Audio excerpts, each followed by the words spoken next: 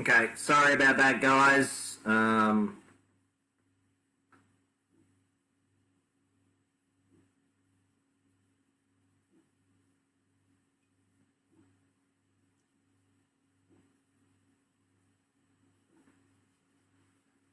Okay, good.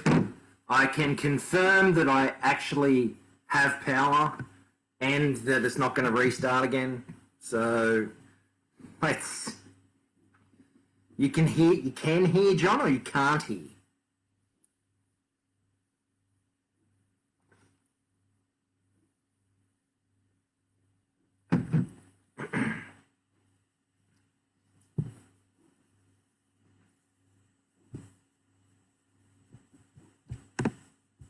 Oh no, go away.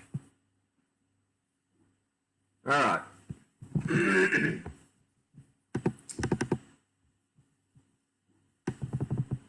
There is never a hard question, John. There is never a hard question.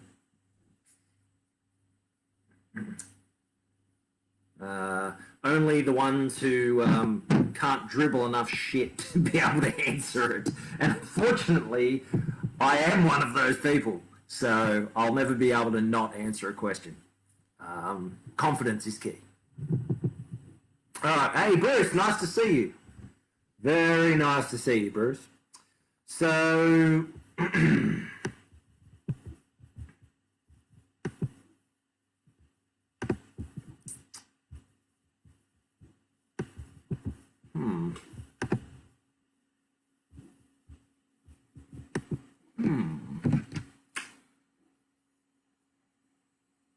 Just give people a couple of minutes to get in. 25 people. This is awesome.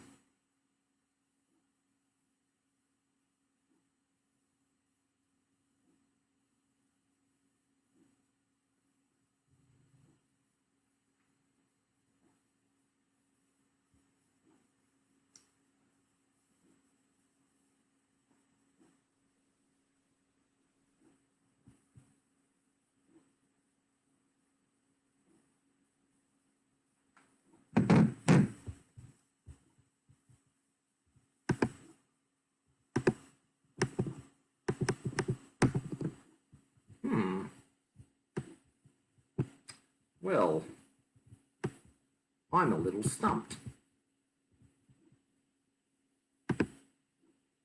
All right, look, we'll figure it out when we figure it out. Maybe someone can help me. But look, we'll figure it out when we figure it out. Okay, 28 people, guys, fantastic. Okay, so for those of you who don't know me, my name is Gareth Barber. I've worked in the directly in the aquatics, particularly aquaculture and the aquarium industry since I was 18 years old. So I'm now 34, turning 35 this year. I've worked at wholesalers. I've worked at aquaculture, recirculating aquaculture system design consultancy firms. I've worked in aquariums. I used to manage the great Hunter Pets in Newcastle. In my opinion, one of the best aquatic stores in the Newcastle area at that time. We used to crush it there. It was, yeah, lots of fun. I had lots of fun. I learnt lots. I now work for Pure Aquatics, and Pure Aquatics' core business is recirculating aquaculture system design. That ranges to live seafood holding systems, live holding systems, quarantine systems, grow out systems, hatchery systems, egg rearing, not so much sea cage farming, mostly on land, purging systems.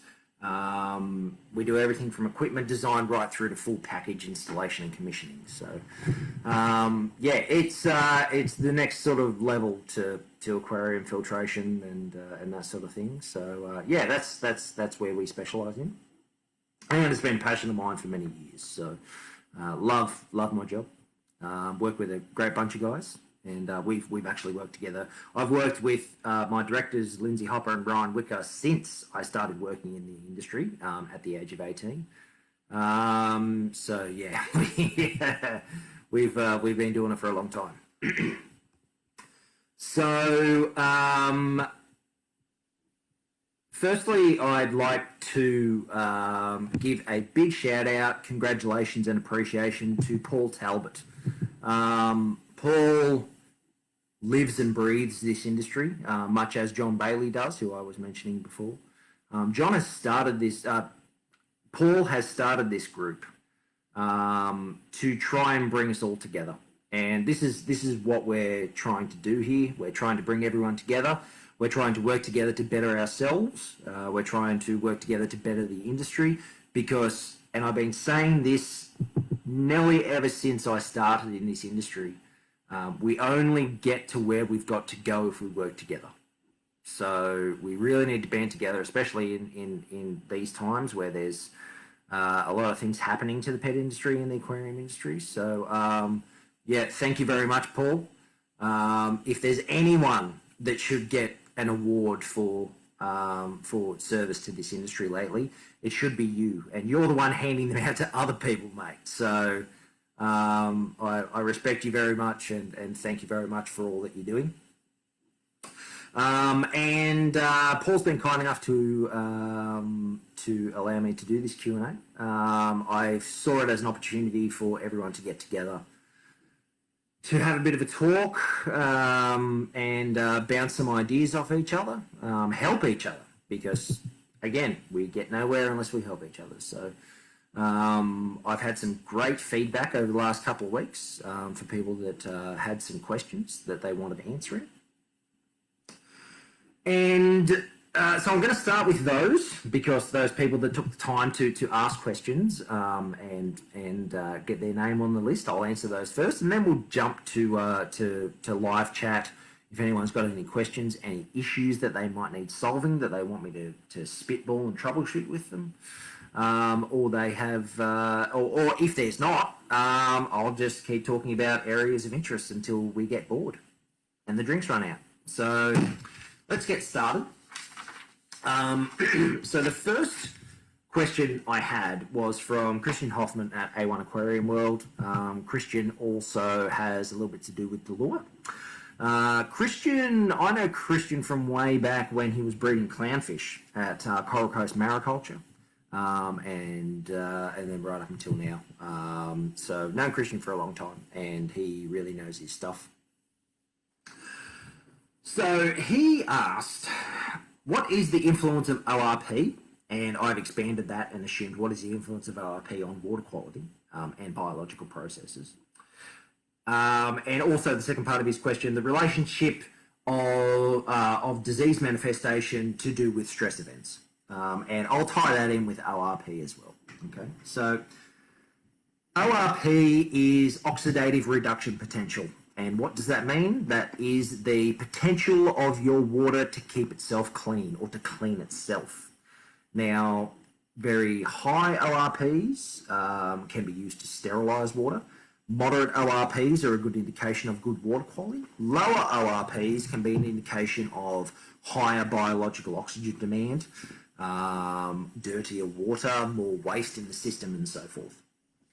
So there's some ranges that we work with within aquaculture and wastewater in particular that will give you an idea of what ORP levels represent what sort of action. Okay, so nitrification, so the transfer of ammonia to nitrate by oxidation by nitrifying bacteria, occurs from plus 100 to plus 350.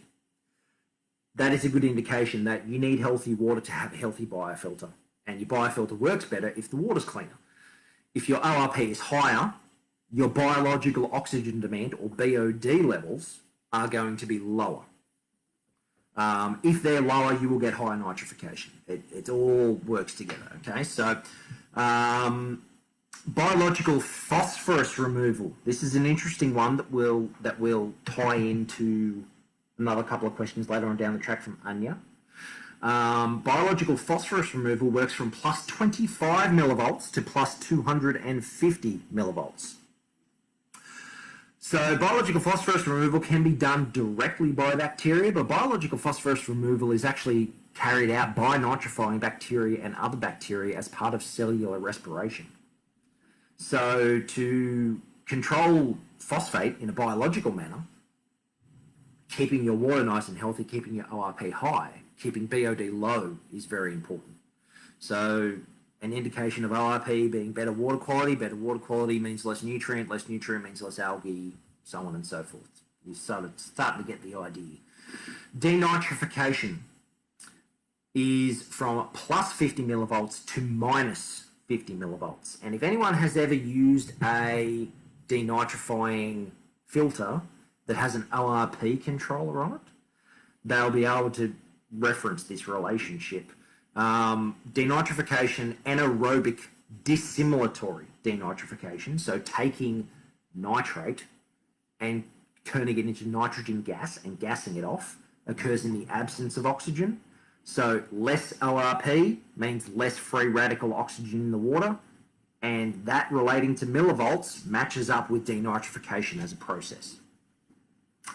Biological phosphorus release works at minus 100 to minus 250, which means if your water quality is really bad, you're actually going to get nutrient cycling within your system. You're going to get phosphorus uptake by your nitrifying bacteria, and then when those nitrifying bacteria die off, you're going to actually get phosphorus. You're going to get phosphorus release back into the system. So you're not actually going to fuel cellular respiration that would then be taken out by filtration, like protein skimming or foam fractionation, as we call it in the aquaculture industry. You're actually going to be working backwards. Methane production, hydrogen sulfide production, minus 175 to minus 400. We all know this. Water gets really bad. You get hydrogen sulfide, rotten eggs, you get methane. Bad water equals bad gases. So as an indication of water quality overall, ORP is an incredibly important and useful parameter to measure.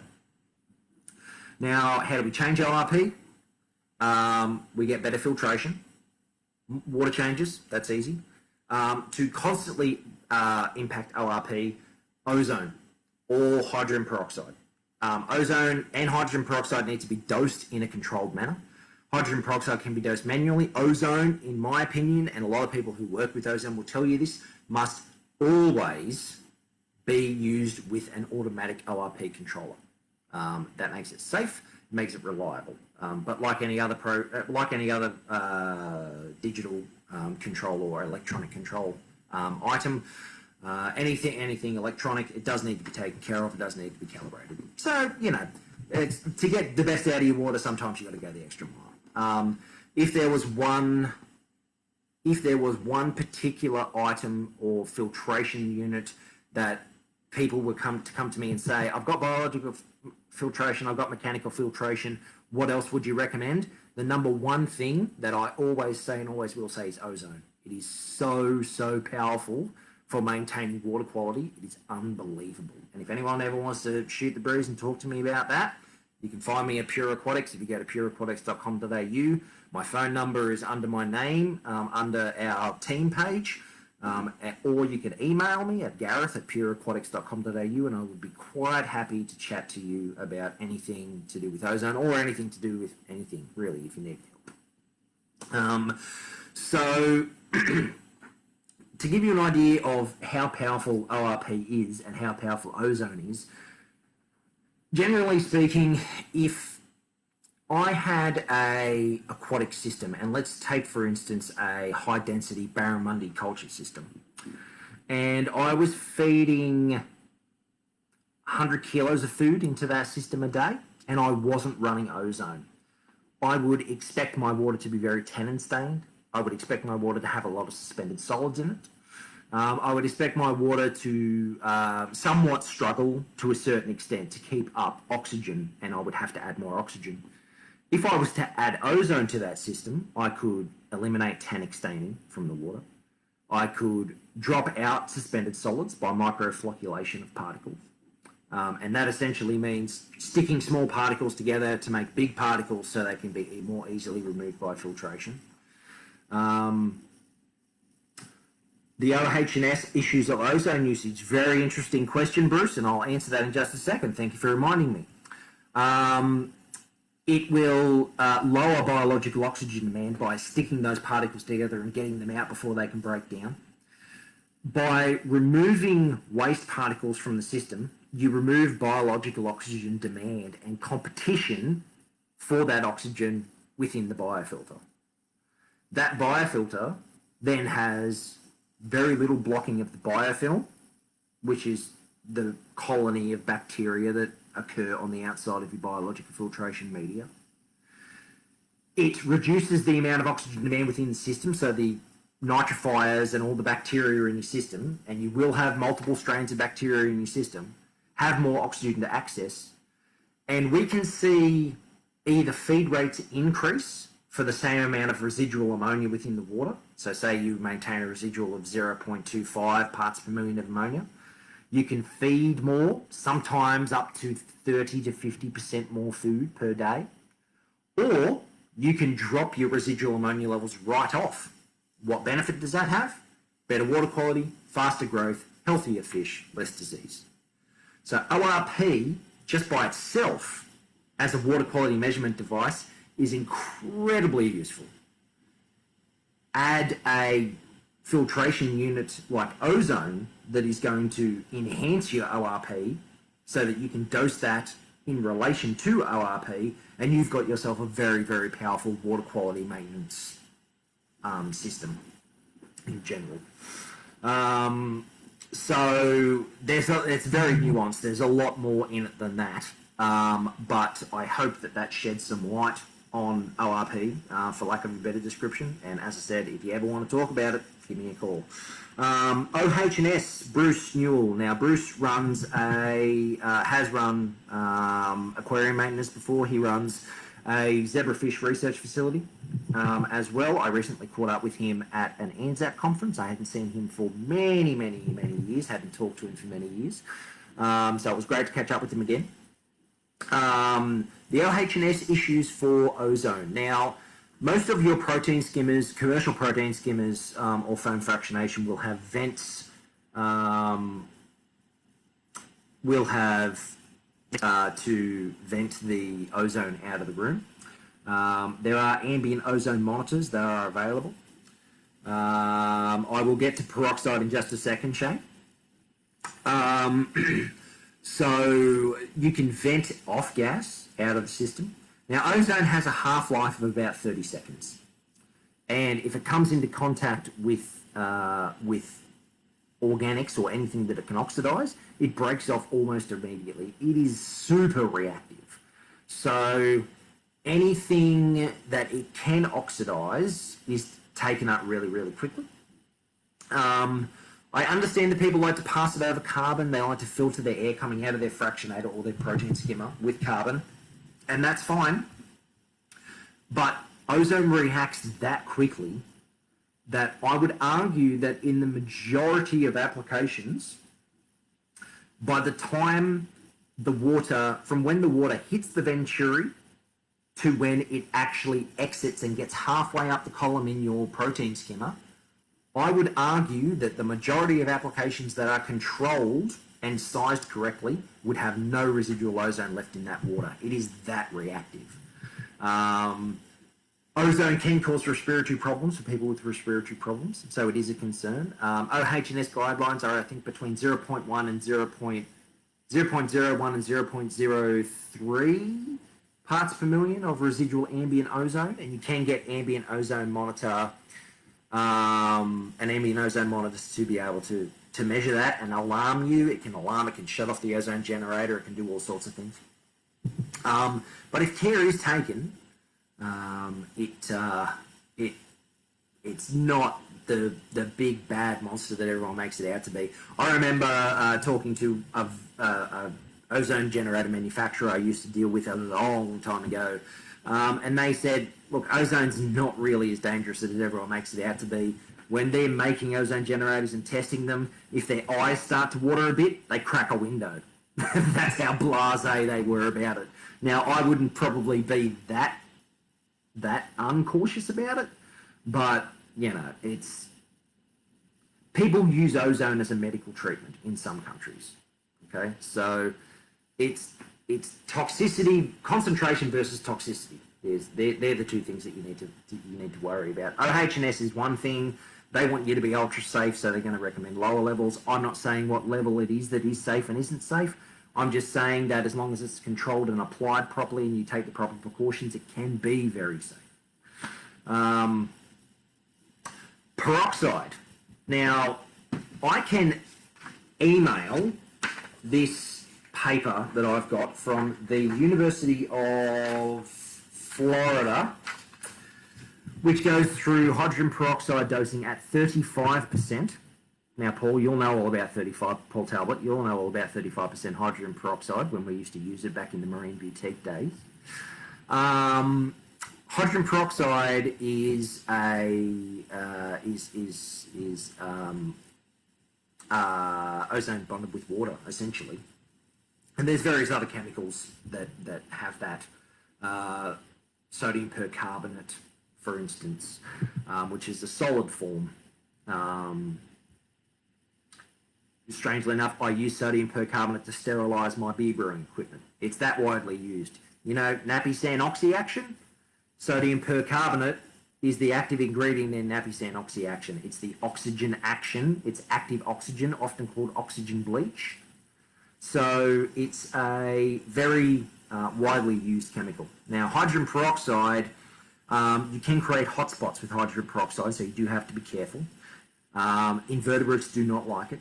Hydrogen peroxide is useful for spot cleaning.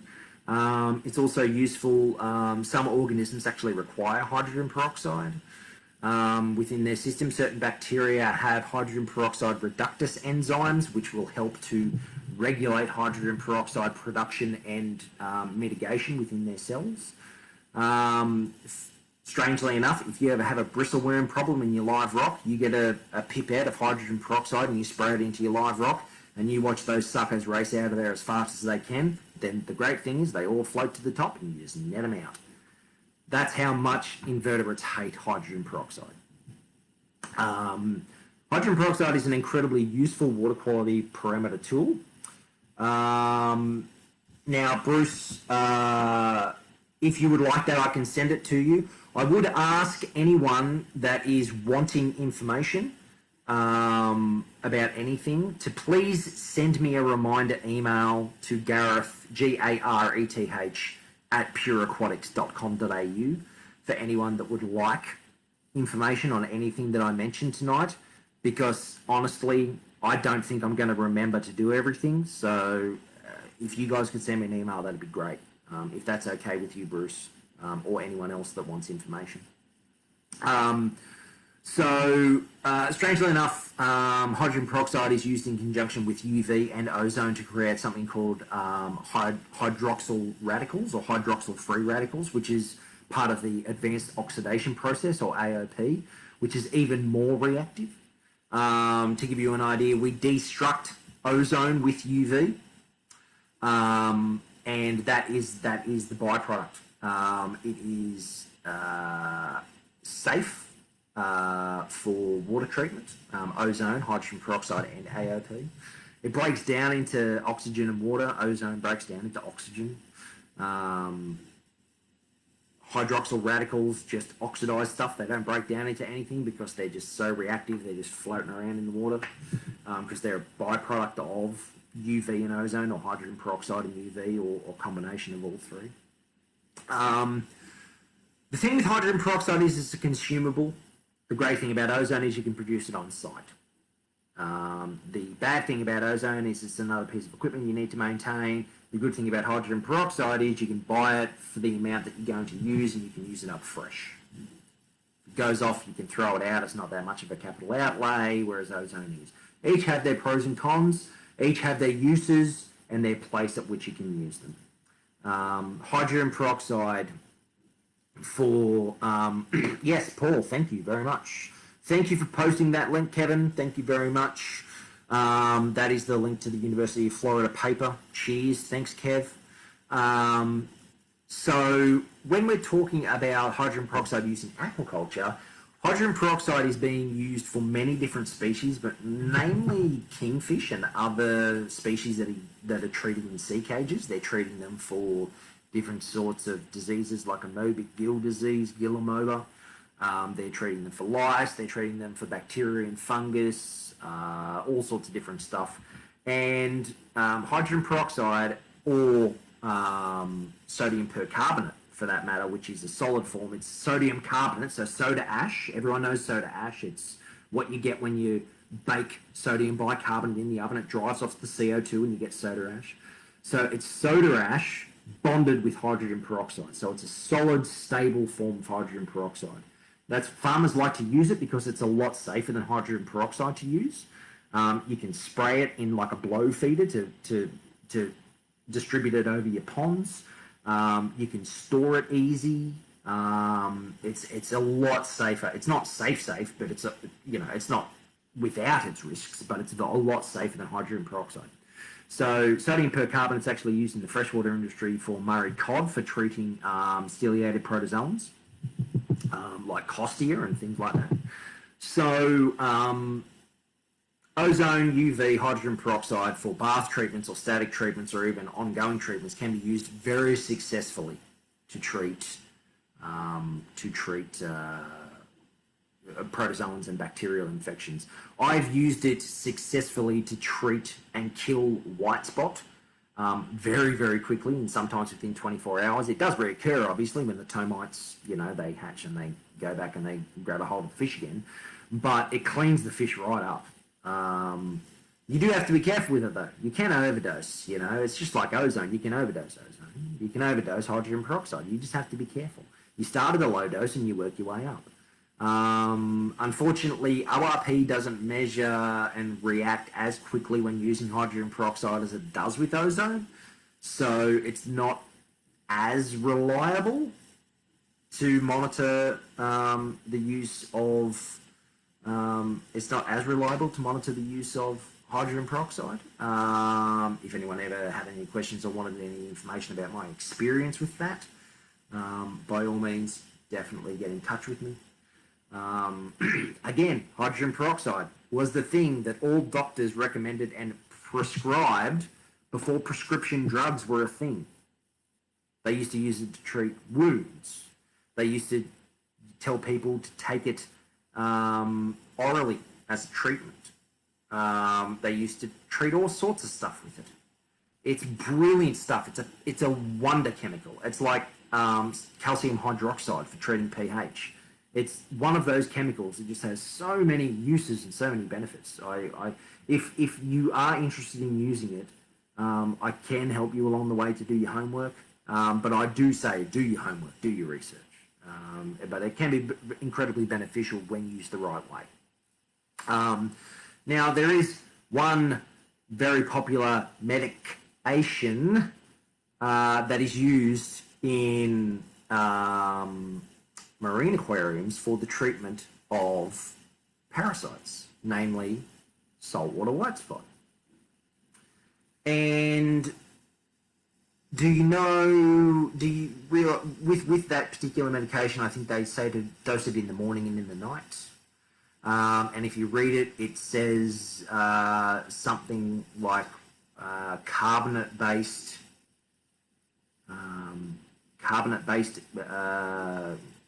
active ingredients or something like that. Some of those chemicals, some of those treatments are actually percarbonate-based. So sodium percarbonate. It's a peroxide-based treatment that is reef safe because in concentrations that are safe for reef aquariums, it can be used to treat protozoans. And I have used that medication that starts with an M and made by a company in the US. I have used that very successfully. Now that is my speculation that it is a percarbonate-based or peroxide-based treatment, but it would stand to reason from all if you join all the dots. Now, take it from that what you will, but from what I can see and from the research that I've done, all these chemicals act in a very similar way. and you can use them very effectively to treat disease. So I hope, you've got it, Shane, you've got it, mate. Will it treat COVID? No, but apparently I'm told that injecting disinfectant will. So take that with that what you will.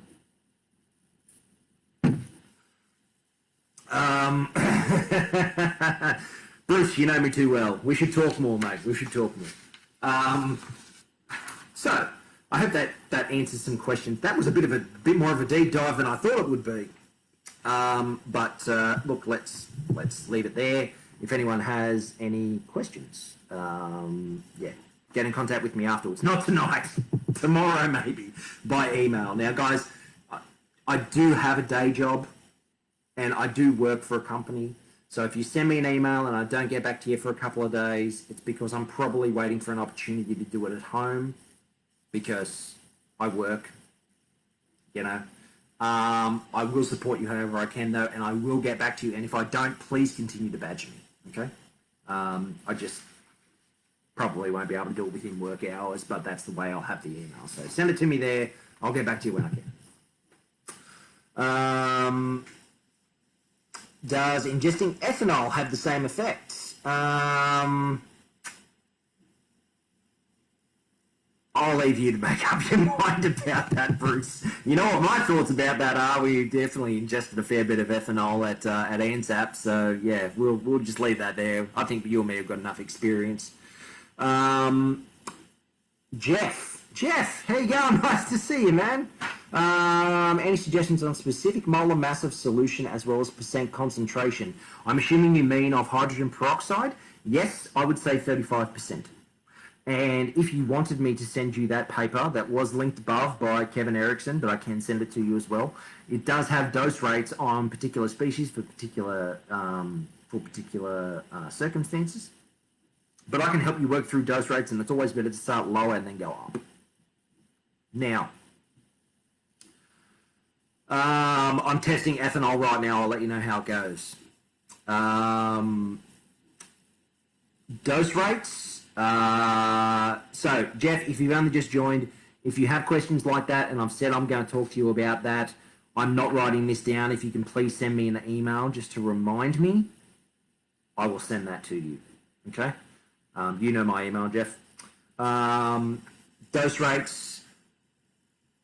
It all depends on the application, and I'd probably want to talk through it with you. Obviously, anything that I ever recommend, I recommend that you start low and work high, and that even though I'm helping you through it, it is at your discretion and at your risk, essentially, to use that. I don't know what your system is. There's a lot of variables. Start low, work your way up. If you've got any doubts, observe your fish. Your polyps and your corals will retract when you add hydrogen peroxide.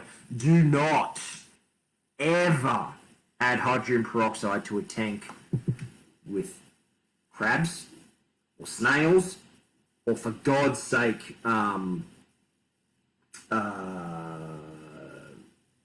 nudibranchs or anything like that.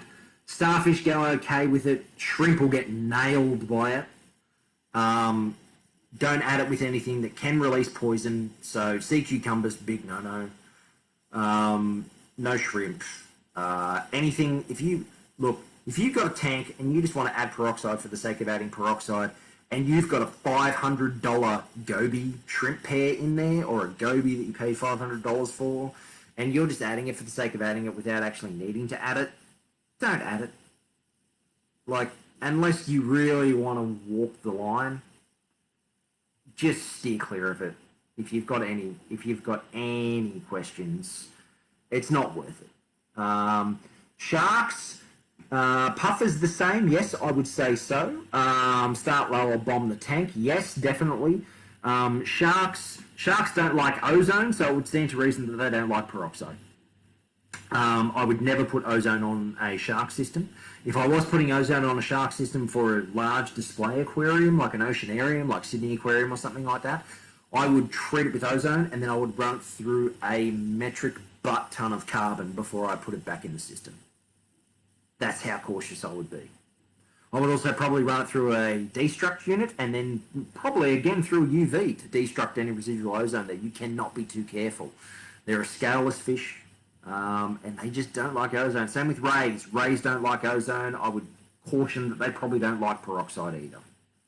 Just don't do it. Yeah. Moving on. Okay, so I got a question. I just need to rehydrate here. I got a question from one of my very, very good friends. You have ozone on your sharks, Paul. Okay.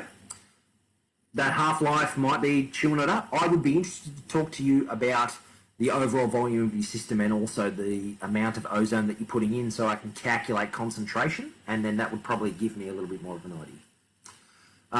Abalone, ooh. I mean, if you want to eat them afterwards, actually, you know what? Ozone, I know UV will make abalone spawn. Ozone, I believe, will do it as well. Unless you want a milky tank, I probably wouldn't do it. Yeah, well, but they would love the water quality, definitely, Paul, of the ozone that the ozone would produce. Residual ozone is the thing I'm talking about. So if there's residual ozone getting through, it'll knock them for 6. It'll just bowl them over.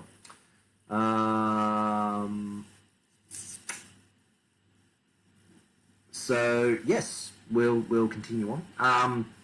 So one of my very good friends within the industry that I've known for many, many years asked, what is the relationship biologically between nitrate and phosphate removal in systems that he has run on a consistent basis? He has found that with certain sorts of filtration media, that without adding anything to fuel nitrate and phosphate removal, that when nitrate is very low, phosphate is also very low, and particularly in freshwater systems, it also applies to saltwater systems. Now, I'll go into this a little bit with organic carbon dosing later on in relation to some other questions. But when we're talking about nitrate removal, I talked about biological phosphorus removal and the requirement of phosphorus for all heterotrophic organisms. We are heterotrophs. We have to ingest organic carbon to fuel cellular respiration, just like heterotrophic bacteria need to. Autotrophic bacteria or nitrifying bacteria are autotrophs. They're chemolithotrophic. So they take inorganic carbon, so bicarbonates. That's why you add pH up, sodium bicarbonate, and oxygen, and they oxidize their food.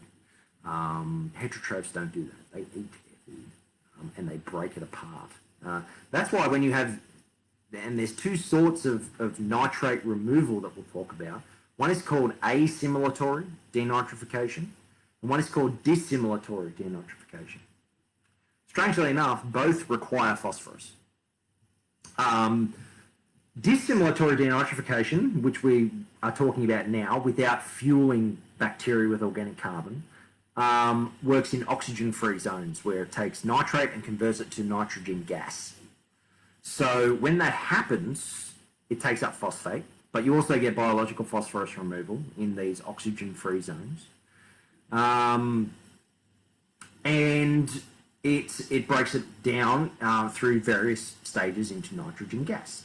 And the native organic carbon from your fish food, so you will have a certain level of organic carbon in your fish food, right?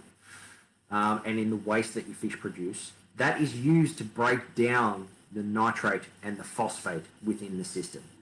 Now, in freshwater systems that use certain types of media, and I'm talking very high surface area, very porous media that harbour and encourage the growth of this bacteria, really porous media, stuff like Marine Pure, stuff like some of the Brightwell Neo Marine or Marine medias, Cyperax, like the Eheim media that's really porous, that calcium carbonate ball stuff, Mantis, that stuff.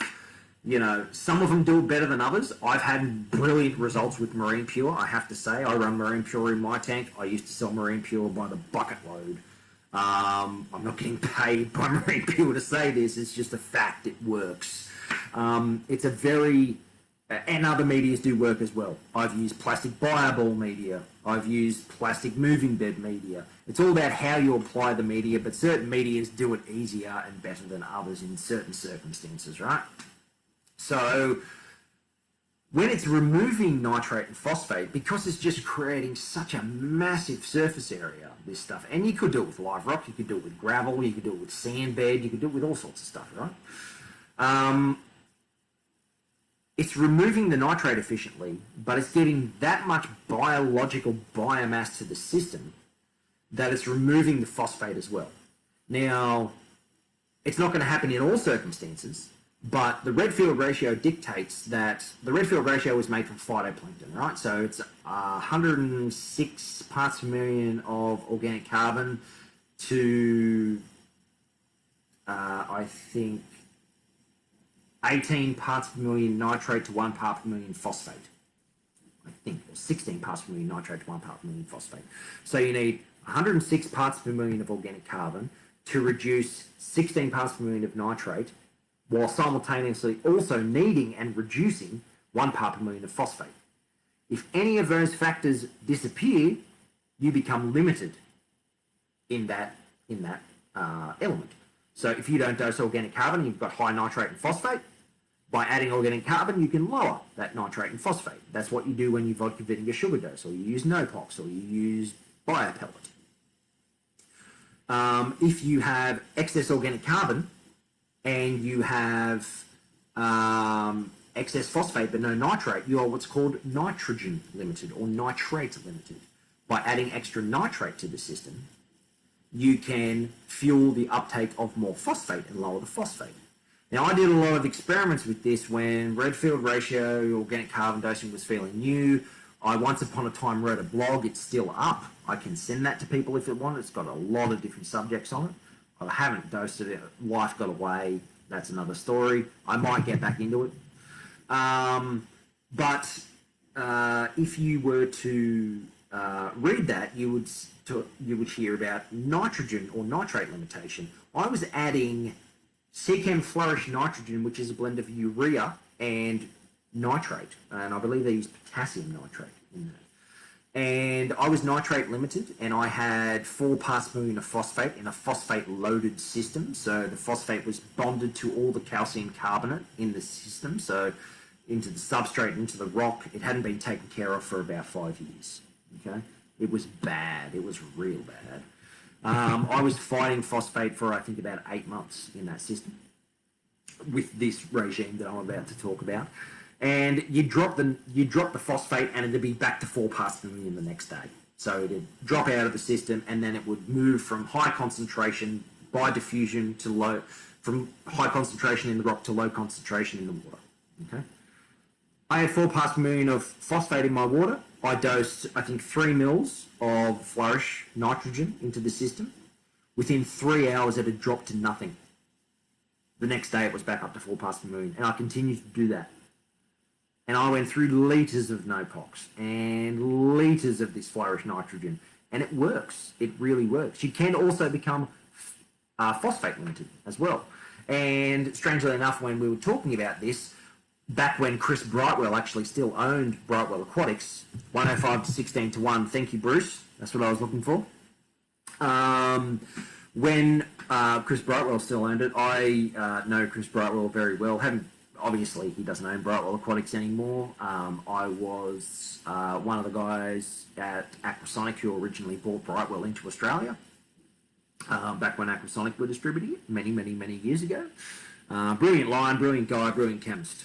And I actually talked to him about nitrate and phosphate limitation, and that's where the Neomarine nitrate and Neomarine phosphate, or the whatever it was, those 2 supplements came from, because he was recommending organic carbon dosing in relation to the Redfield ratio.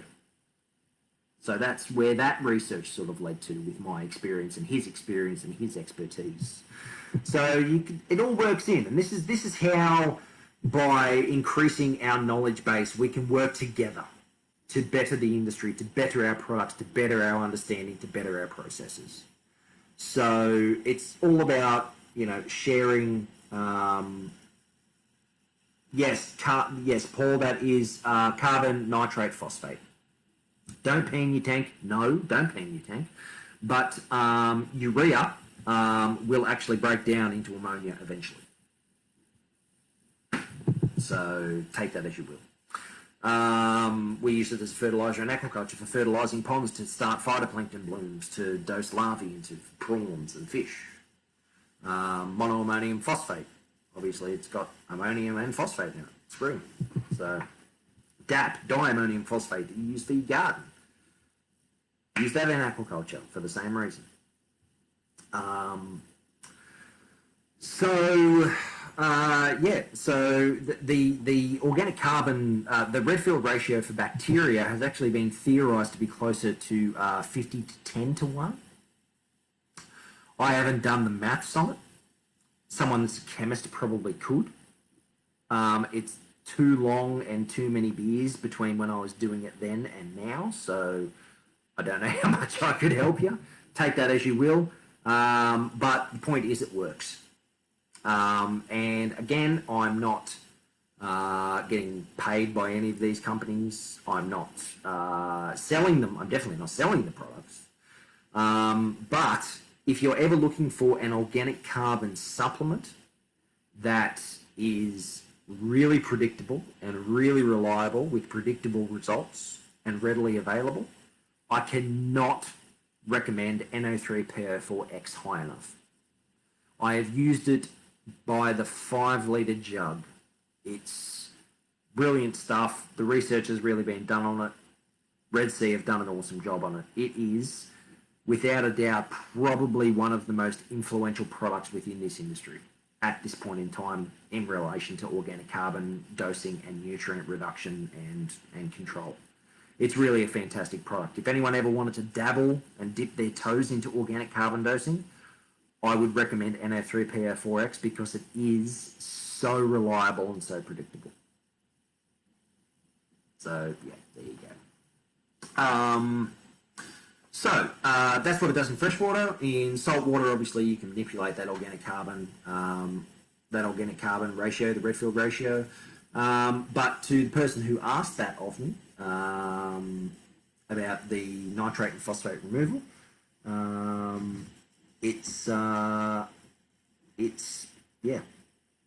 that's biological phosphate. Isan, a bit different in coral systems. You mean in the Redfield ratio as in 50 to 10 to 1, or the use of organic carbon in general? I guess I would ask for confirmation on that. Ammonium chloride for fishless cycling. Yes, strangely enough, the bacterial supplements that we've developed recently, Bruce, you were present at that talk that I delivered at ANZAP. We have been using ammonium chloride and also a small dose of sodium nitrite at the start for fishless cycling when starting up biofilters. We're currently starting one up in Proserpine at a prawn broodstock facility. We're starting one up simultaneously at an abalone holding facility down in Mallacoota, and we're also starting some systems up at Albury at Charles Sturt University as well. So, and going really well. Ammonium chloride, very predictable. Again, we know how much ammonium is in there. Ammonium chloride is about 32% ammonia. And I have a calculator that helps you work that out for fishless cycling. Very, very useful chemical, very cheap too, readily available. So, what I need to work out, guys, for anyone that has done Facebook Live, is how in the hell I invite someone to be a part of the live stream. I cannot seem to figure that out. So if anyone can let me know, we can test for the ratio of nitrogen carbon to phosphorus. Wow.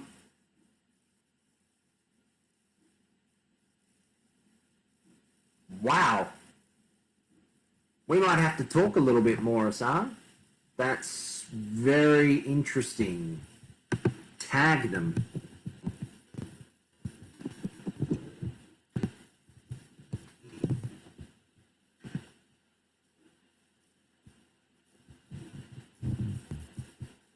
think it's only other hosts of the event.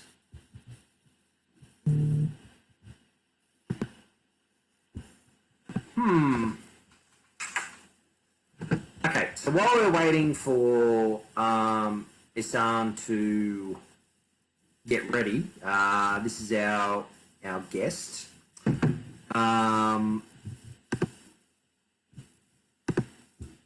That we're going to have on. Julian Baggio, who works for Triton Australia, asked a question, what can't an ICP test and why? And I have very little experience with ICP testing, but Isan does as the owner of Triton. So I'm going to get him on and we can have a chat and he can have a talk to you all about ICP testing and what it's all about. Who have we got here? Oh, it's my son, William. Hey, Will, are you okay?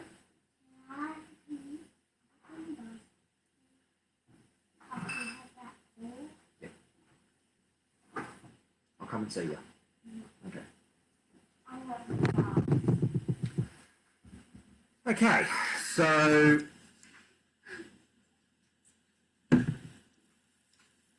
yes, Isan, I just need to work out how to actually invite you to the stream. So I don't think I know how to do that. I can't do it. I thought I could, and I can't. I'm just going to research that a little bit quickly. Talk amongst yourselves. How do we invite a guest to Facebook Live? We can tell that we're prepared, right? As the first one, we can tell that we're very prepared. So...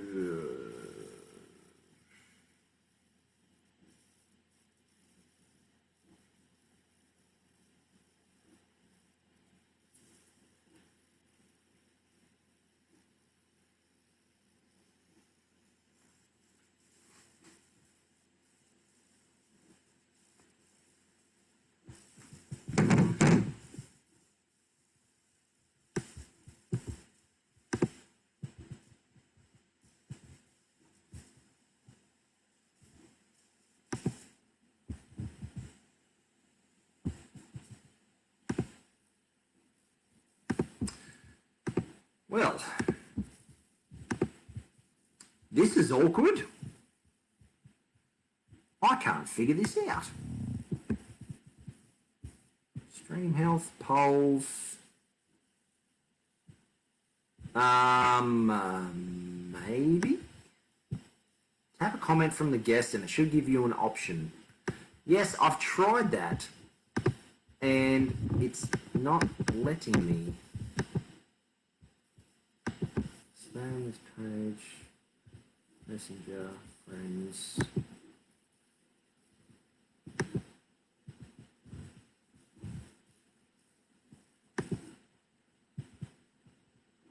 Is it coming up with anything, Isan?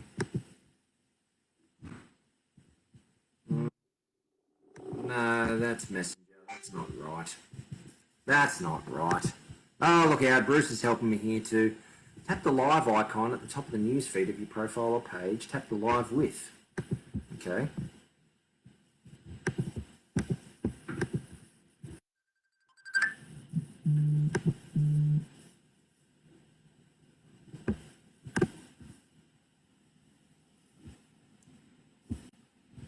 Live? I don't know whether you can be seen on the screen. Confirm whether or not Isan can be seen on the screen at the moment.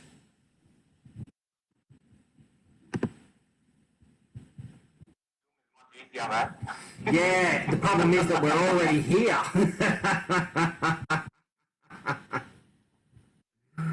The problem is we're already here. and it doesn't seem to be working. Can only see your, yeah, they can only see my webcam. Well, I thought I had this sus, but apparently I don't.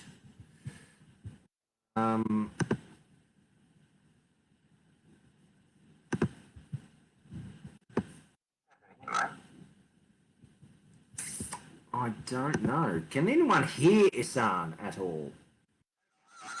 Everyone can hear you.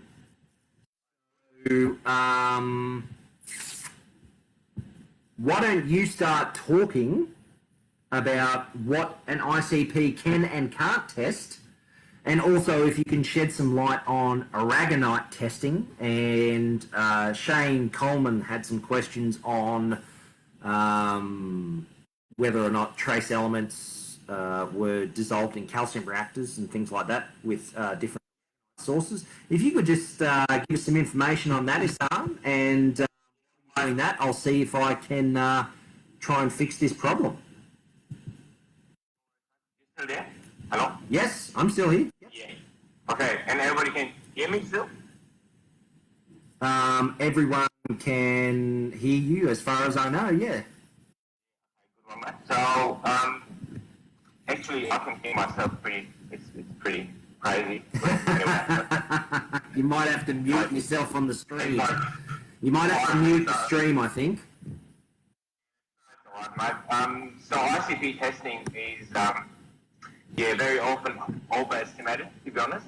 So, the most of the people think like you send your testing and we can see everything and it's just an kind of open book and everybody knows what is happening in your aquarium, but it's not true. An ICP can only test atoms, right? So we kind of see all the atoms that make up your water, but we don't see in which stage they are. So we don't see if they are found in molecules or, whatever biologically available they are, or, things like that. That's one thing that people need to understand. So when you have copper in water, it can have a lot of forms of copper, a lot of like species of coppers you can say, and one of them is quite dangerous, or maybe two or three, but not all of them. So when we detect copper, it don't mean that when an ICP detects copper, that doesn't mean that you're kind of running into trouble right away. It could be, everything could be fine in the tank, but still you should reduce it because it can change form, right? So that's a common thing that people kind of panic very often when they have done an ICP test. Another one is that a lot of vendors try to kind of add on to ICP to make it more attractive to people. Like nitrate cannot be tested with an ICP, right? KH or alkalinity cannot be tested with an ICP because that's molecules. Or phosphate itself cannot be tested with an ICP because it's a molecule. So if you will split up the P and the O and you will measure the P and not the O, or you will, when you measure nitrate, you will just measure N and O separated from each other. And that's not possible in especially nitrate, there is no possibility to say what amount would be nitrate. So you could possibly see the nitrogen, which is also not possible because of the nitrogen in the air, but there's a lot of things like that are not understood. So some people in the industry think that you could do all these things with an ICP, but you need other machines, right? Or you need to do it in a different way. Right. Fluoride cannot be tested with an ICP because that's a technical thing. There's some people are trying to do it in a moment, but it's very much let's say like experimental. It's not like you cannot buy an ICP that can do that, right? Right. So there's a little thing that I brought up on Read for Read about it, which a lot of people read at the moment, which is good. But yeah, that's actually everything I can say about what an ICP can do and what not. If there is any question, you need to tell me because I can't read any comment. Yep. Okay. So where was that? So Paul Talbot asks if there was any progress with cyanide different testing. And there is, sadly, Paul, there is we had a scientific paper that we worked on top of it. That was the guy in Portugal that made that thiocyanate testing and said that this is possible. And we finished the testing method, to be honest. But then the Americans, there was a paper in America stating that the paper in Portugal was wrong. So actually, I can invite you to test some thiocyanate, but I can't prove that the fish will kind of get it out of gill, so that thing is stopped for now. And somebody needs to now check if the Americans are right or the Portuguese guys. And that's the way we kind of stuck in there. We have a laser system that can measure thiocyanate, but let's see what happens with all this scientist thing in America over there. I'm pretty much thinking they kind of stopped it, but we need to wait. No, not a possibility. Yep. Okay. Hassan, what about testing of aragonite and the availability or non-availability of other components of aragonite that might be available when dissolved by CO2 in a calcium reactor? The system. You can do that. You can test that on your own if you want. There's no problem. You can just send in the calcium reactor, like anyway, the outgoing liquid that is dripping out to your tank. Then you can send it in. You will see if there is any trace element coming out of it. The reality is we've done that 12 years ago, 8 years ago, 2012, and then we found that a big calcium reactor is kind of delivering a bit more constant trace element supply. It's not that much, to be honest, but it's a bit, and it's a bit more constant than a small one. So you for sure it's because of the amount of different corals you kind of have in there, if you have used natural coral. But it's a very fluctuative thing, so you kind of not really have because a coral will not take everything in the water and just put it in the skeleton. There's a lot of science that is behind that, saying that they do it even in excess. So if you have a lot of iron in there, they will put in iron and just put it into the skeleton. Why they do it not way now, and so you're ending up with all these uncertainties, right? Which makes a calcium reactor is a really good way to run a tank, to be honest, in my opinion. But you need to differentiate between macro elements, which is calcium, magnesium, and so on, and alkalinity, and the trace elements. And it's a very main issue in reef keeping, in the aquarium industry, especially in reef keeping, because that's my thing, and Shane's too. And there's a big step that we made when we actually applied all this ICP testing and stuff and made trace element visible. And people can do that at home. That's a pretty good thing to it. So they don't need to come to a tour mine and believe me. They can just do these tests on their own, which is the other thing. I mean, Shane can come over and he's in Cairns anyway and just drop some argon, right? And then we test it here as soon as we have a machine. But to be honest, you will not find that much and that consistent. That's the point. So if someone, I think Shane Coleman's question was around, is there a way using ICP to determine what aragonite sources he would be better off to use? Or is it, from what you're saying, is it just that minimal that it doesn't really matter? No, you can do that, especially for contamination. So you would have possibly contamination in that aragonite, right? So if you want to buy it and use it, and it's like you would go somewhere and just, get it out of a rock, and then you're not sure what else is in there. There could be some stuff in there that you don't want, lead, arsenic, whatever, right? So you end up testing it, and you can test it very easily. You shouldn't do that one at home. You should just tell us and send it in, and we do it for you. But you dissolve it in 65% nitric acid, and it's a super pure one. So you can buy it. It's called like it's a branding. It's a very high purity of nitric acid. Yep. And it dissolves it, and then you have a liquid, and you can run it into the ICP and see everything is in. So Very easy. obviously, as a tester of these things, I'm assuming that if anyone came to you and asked, what's the best aragonite to use, what's not the best aragonite to use, any previous tests that you've done for anyone, obviously you wouldn't be able to tell them that for obvious reasons. Yeah, we can't do that with products. No, we don't do it, right? So And we test them, yeah, but we will not give you this information. Yep. This is why we try to get people to test them on their own, because it's kind of very aggressive if we would. We can tell you which one is the best in our opinion. It's a thing that we do, but we don't tell you you don't use this or that because of that. But if someone came to you and they had 10 bags of aragonite from different sources and they labeled them 1 to 10 and they say, can you give me a test on each one?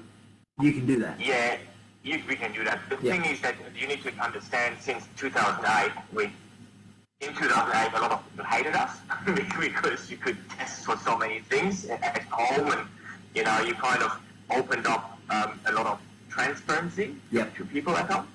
A lot of companies, but that changed. So over time, they approached us and we helped them to get the products better. So because a lot of people, there is not, whatever brand is not having an argonite mine. They bought, right? So they sourced product and they did the same thing that somebody at home would do. They sourced it and they send it in. We tested it and they choose. So in the moment, the same things happened with salt. With 2008, when we tested salts, you wouldn't believe what we have found there. It was unbelievable, Yeah. So they were really good salts for sure, but they were salts that we thought that just impressive.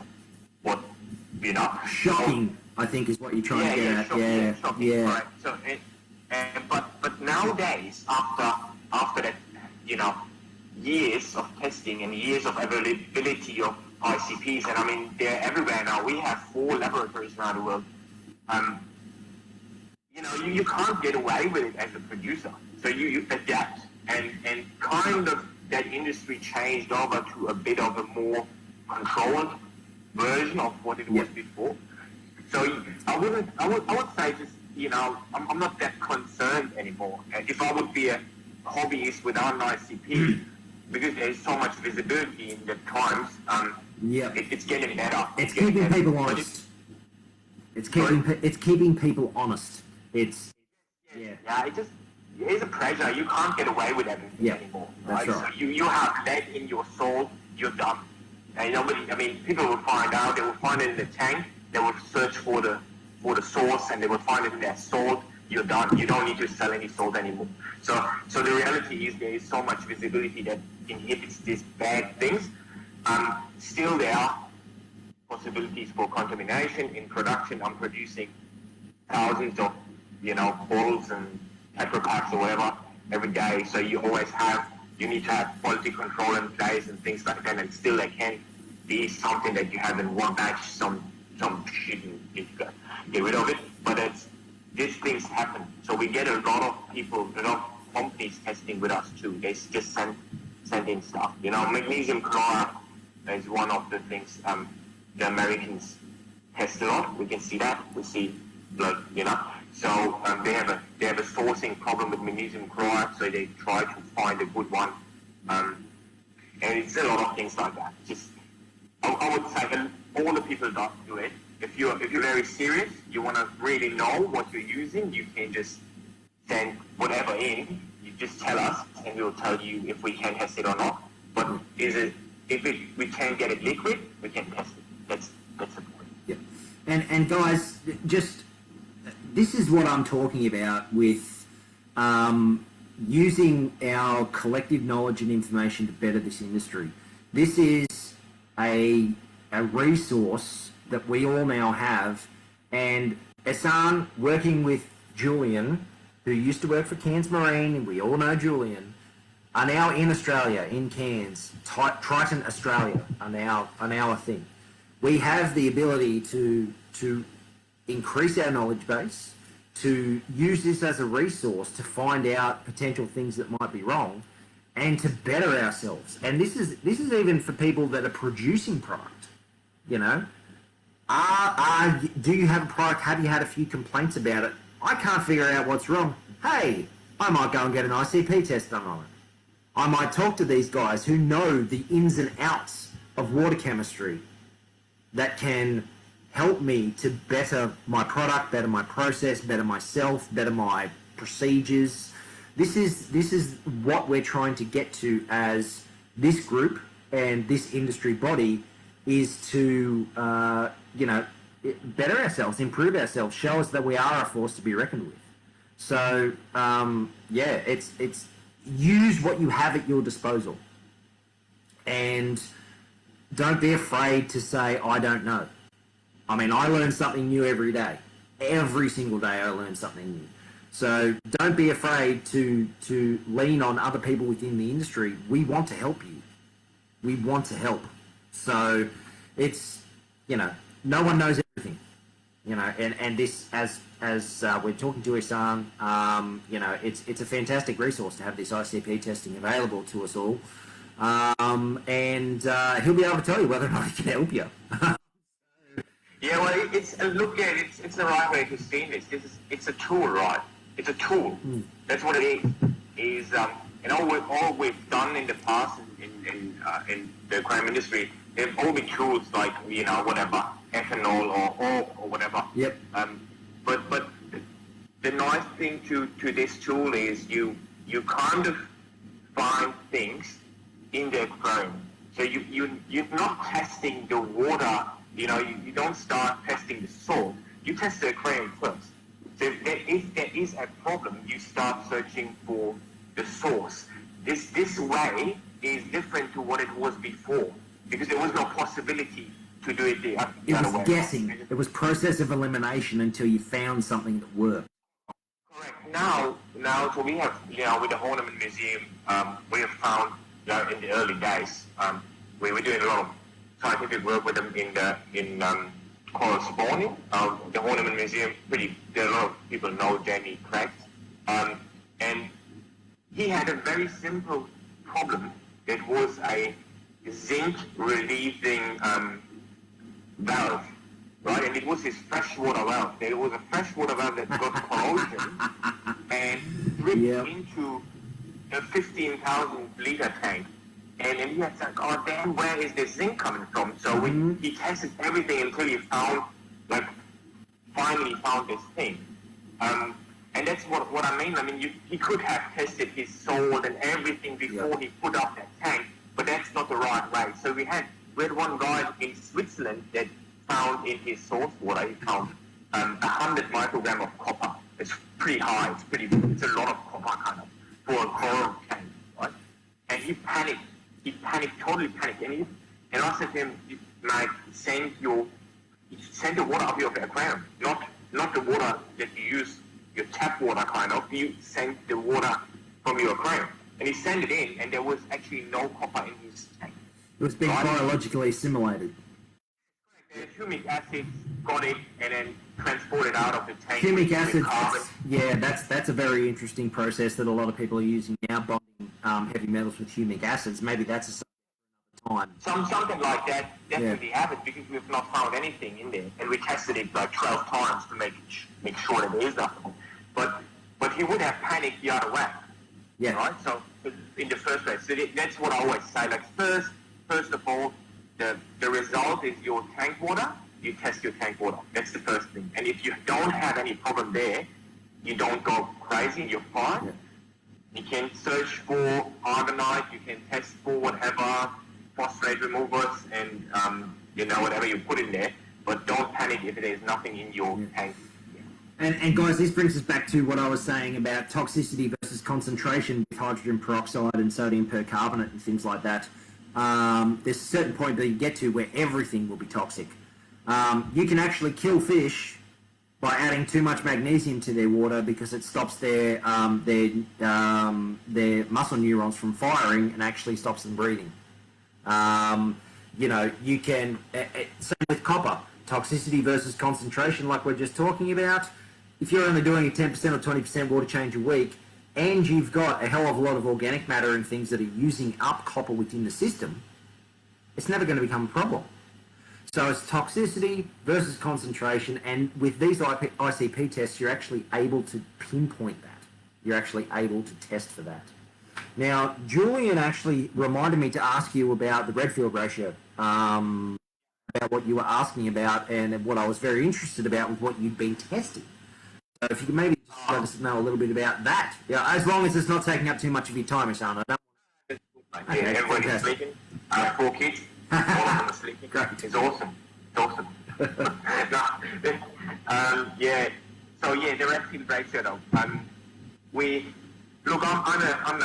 a very skeptical person, right? So when I came into this industry, I brought all these testing things with me and developed a lot of methods to test seawater with an ICP. And I was also very curious about this nutrient ratios, right? Well, we followed Redfield, which, it's a very old ratio, and there is a lot of discussion about if in every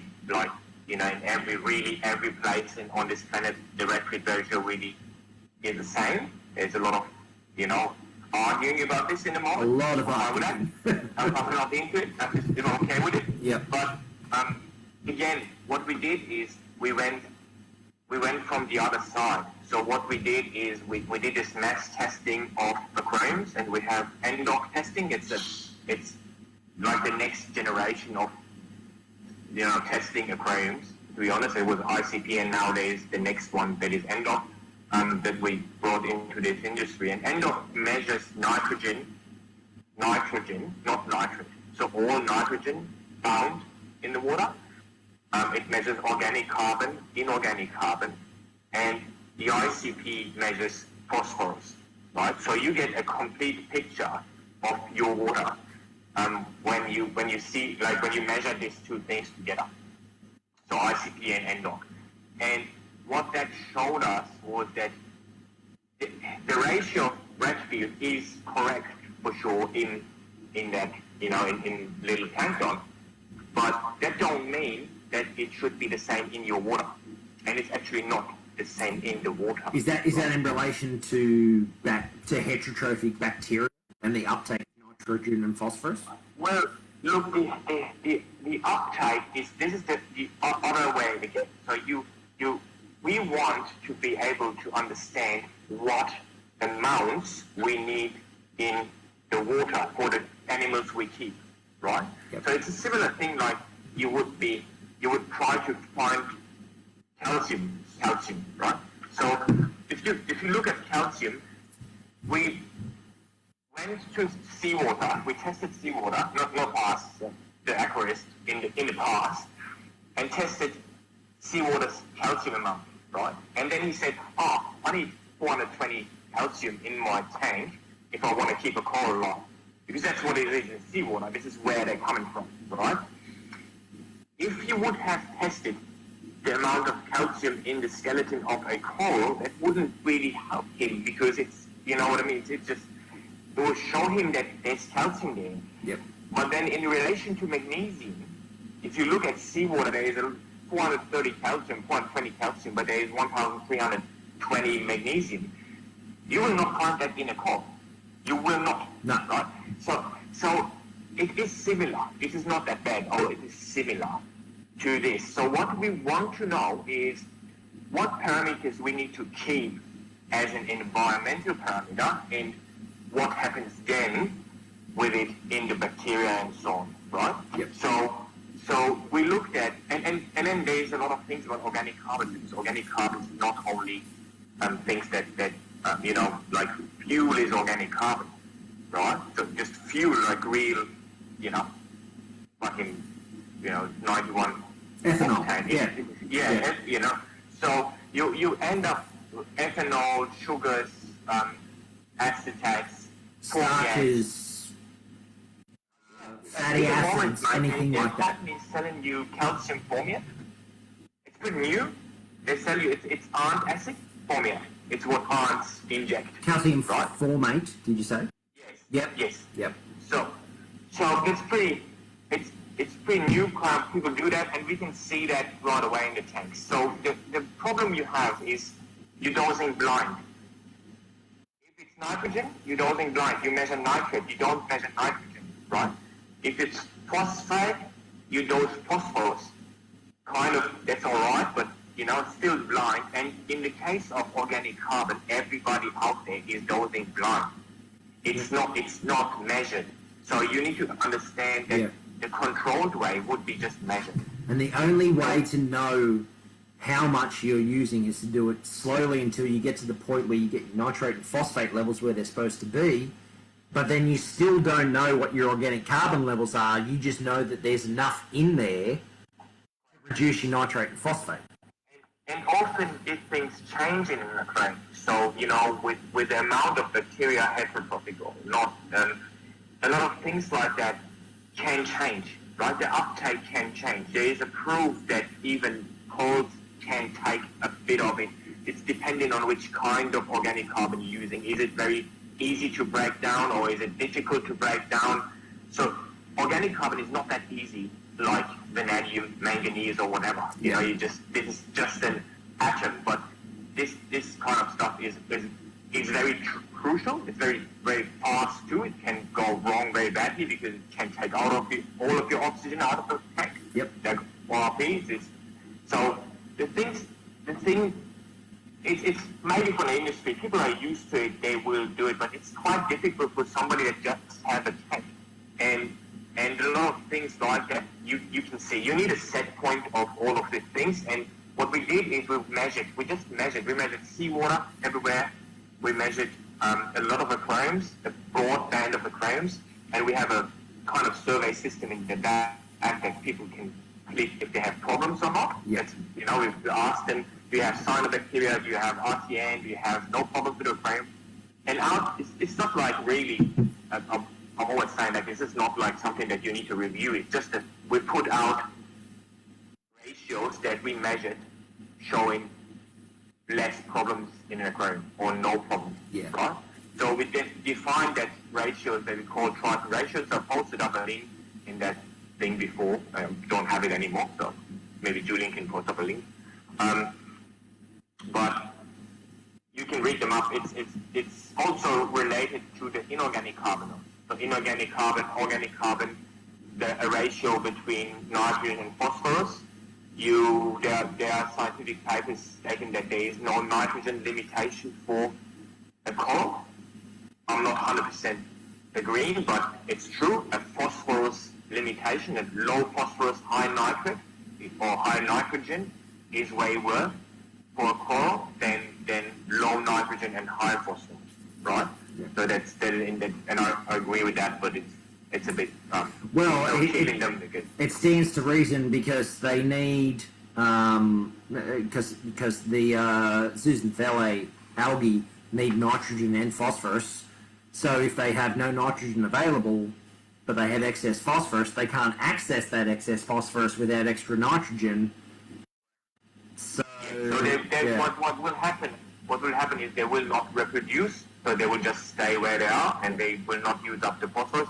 The problem is that you, in an environment nowadays, in an aquarium, you need to look at the environment too. So you will possibly not get any pressure if your phosphorus is high for the coral itself, like physiologically, do you say that?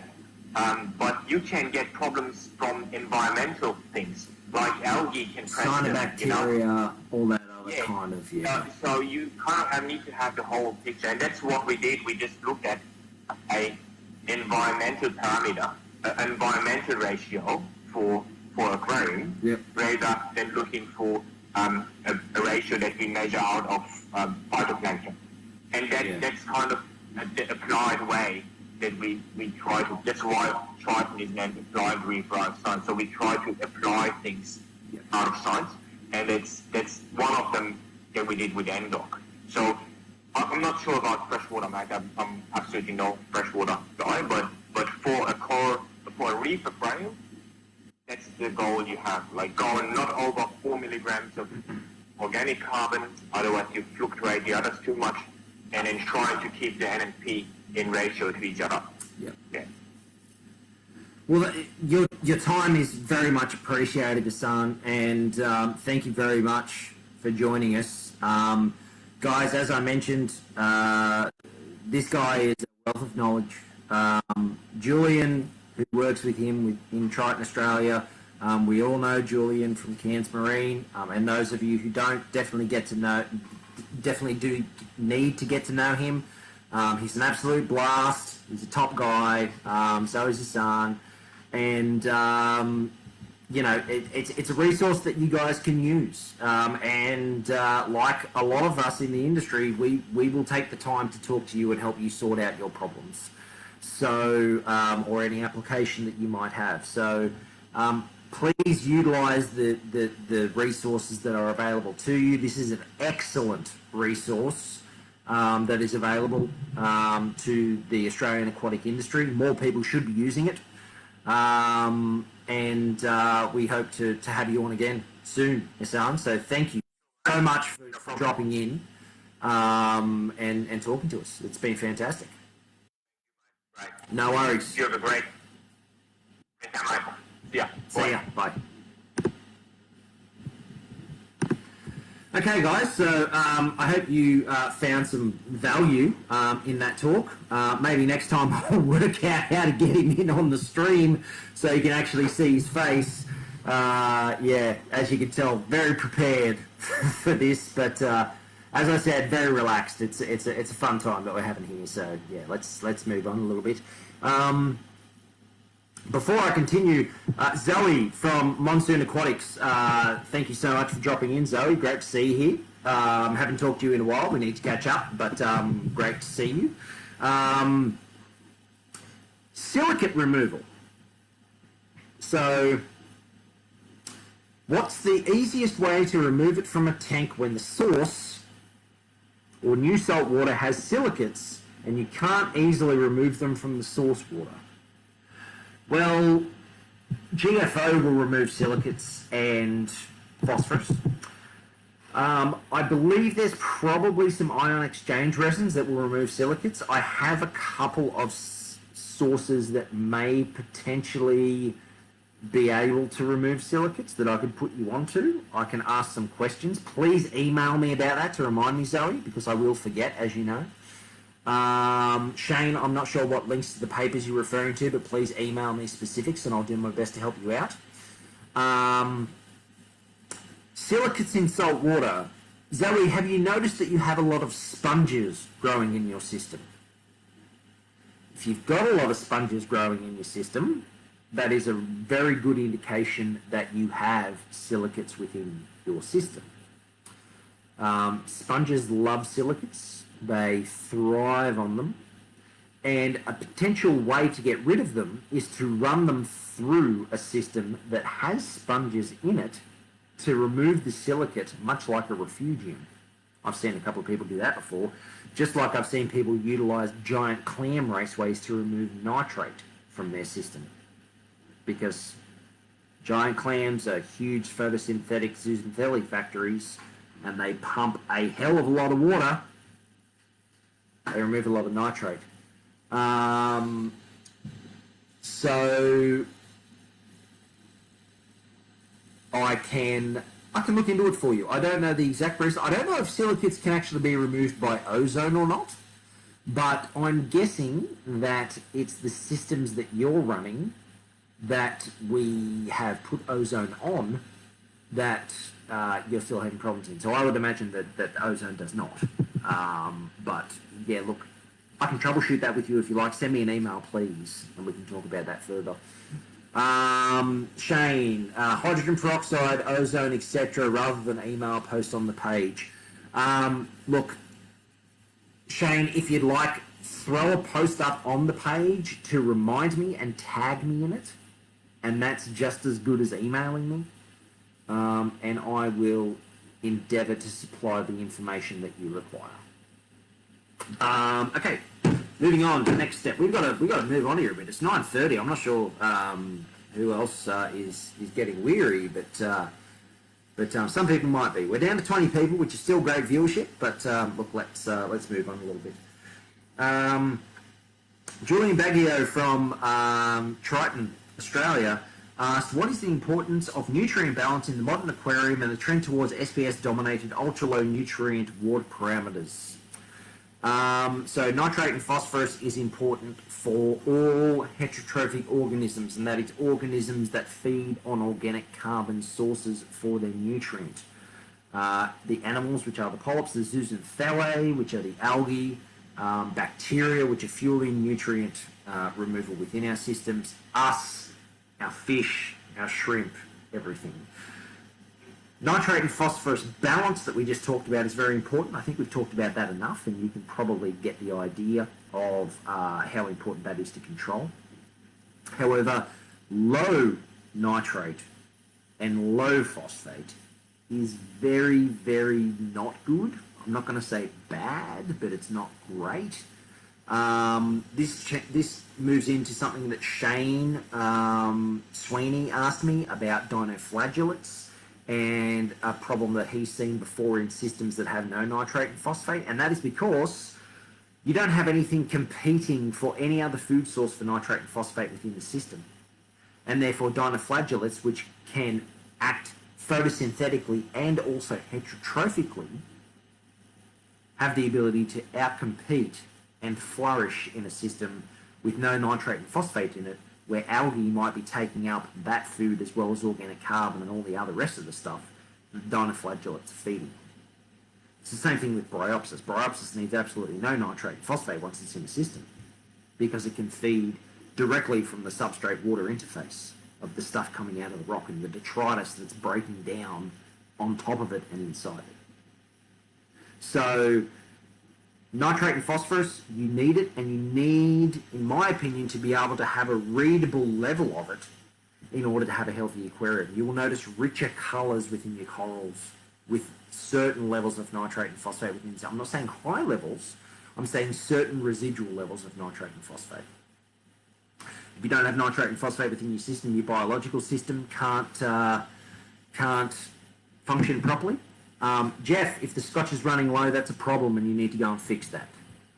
So I can wait if you like. Or this is recording. You can go back and watch it. So if we are talking about certain ways that people control nitrate and phosphate, one very novel way that I've seen people feed and regulate their nitrate and phosphate. Dan Rigel, which I'm not sure whether anyone is familiar with him, a lot of people within the marine aquarium keeping industry probably are. He used to run a system, and I'm not sure whether he still does, where if his nitrate and phosphate got low, he would do a heavy feeding. Okay, so he's working in reverse. He waits till it gets low as an indication of when he needs to feed. So then he feeds his coral with coral food, which brings the nitrate and phosphate up, which fuels zooxanthellae growth from nitrate and phosphate as well, and provides nutrition to the coral. It then starts to drop back down gradually. When it drops down to a certain level, he feeds again. He doesn't wait till it gets up high and then try and remove it and not do anything with the coral. He uses the coral and the nutrient as an indicator of when he needs to feed. So if you are nitrate and phosphate limited, I would say get a lot more fish. Get some anthias that you have to feed 5, 6, 10 times a day. Or feed your coral more. Or maybe back off a little bit on the nutrient removal. Trim your refugium a little bit more, maybe. The importance of nutrient balance versus nutrient concentration are two very different things. Nutrient balance, if anyone is ever wondering about nutrient balance and nitrate limitation and things like that, organic carbon dosing, please email me and I'd be happy to send you a link to my blog, which may or may not answer your questions in a little bit more detail. So I think we've talked enough about that. The next ones we had were from Anya from Galleria Aquatica. The importance and benefit of maintaining the correct calcium to magnesium ratio. Two very simple answers to that. Magnesium helps buffer the regulation of calcium and carbonates within your system. Magnesium acts as a plug to stop that calcium and carbonate precipitating together. If you have low magnesium and you have low calcium and high alkalinity, you can increase your calcium, but then your alkalinity will drop. So you increase your alkalinity, so your calcium will drop. And you know what's happening there? Calcium carbonate precipitation. It's insoluble in water below a pH of 7 something. Even lower, maybe. That's why you use CO2 in a calcium reactant to lower the pH, to dissolve that calcium carbonate that the aragonite skeletons are made up of. And so magnesium stops that precipitation. So it's very important to have the right ratio, but it's also very important to have magnesium as a whole in your system, and maintain that magnesium level, to maintain calcium and carbonate levels, to maintain optimum calcium carbonate formation within your coral. Pretty simple question. Pretty nuanced process, but pretty simple question to answer. Okay, pH. A high pH of 8.2 and 8.3, and how important is it to maintain that? I would argue very important in relation to calcium carbonate formation within corals, incredibly important. Now, when you have a high alkalinity and a low carbonate hardness, a high alkalinity and a low pH, it would indicate to me that you have CO2 within your system. When you have a low pH in your system and you have calcium carbonate forming organisms like corals, they form calcite instead of aragonite. Calcite is more crystalline and it's very much more brittle.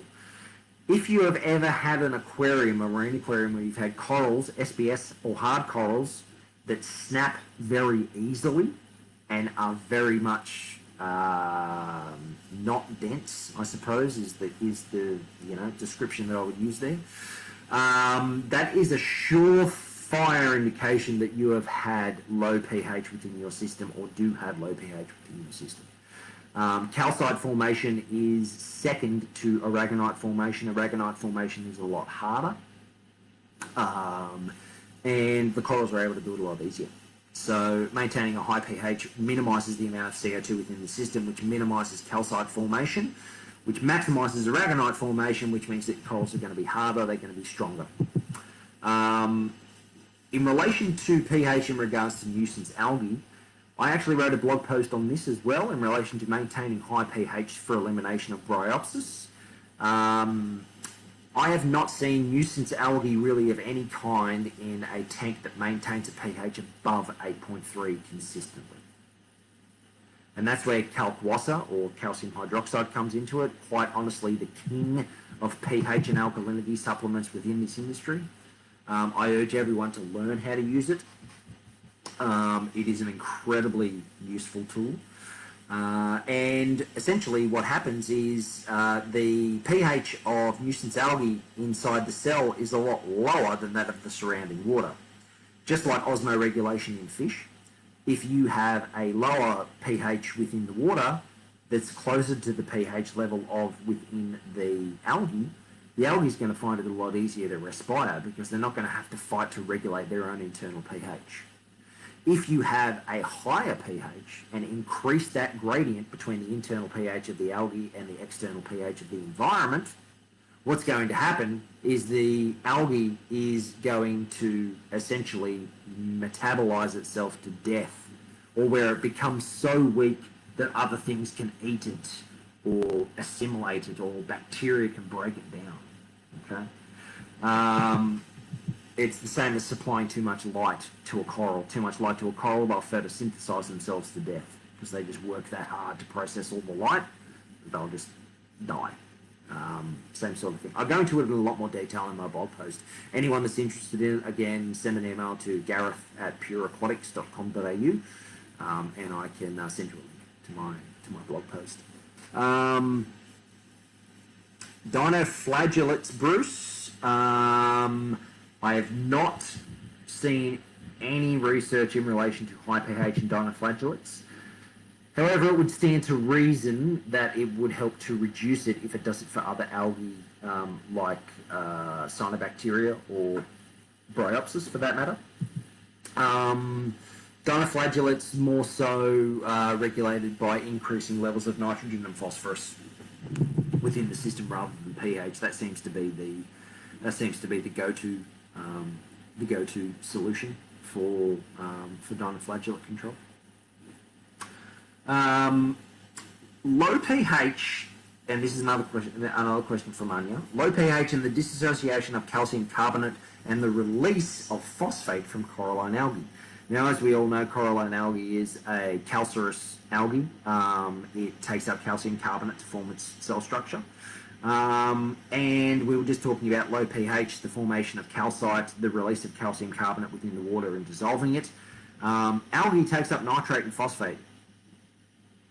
If you dissolve that calcium carbonate from a low pH and dissolve some of that coralline algae to then let it die and release the nitrate and phosphate, we've got a problem.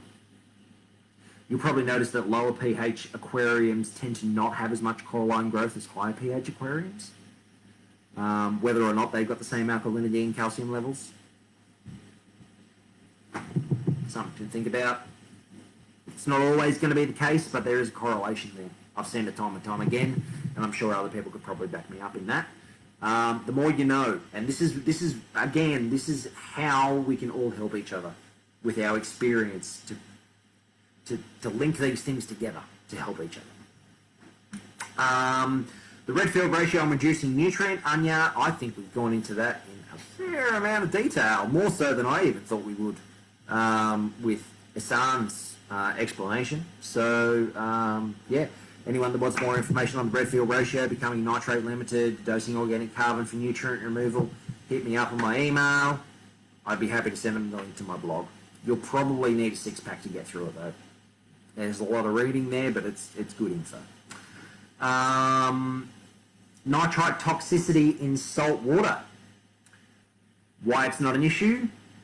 In freshwater, we add sodium chloride to detoxify nitrite. The chloride binds to the nitrite, so the nitrite can't bind to the fish's blood and create what we call brown blood disease. Nitrite bonds to the fish's blood and stops hemoglobin from carrying oxygen, and therefore that's why with the nitrite spike you get fish gasping at the surface of your water. We have a lot of chloride in salt water.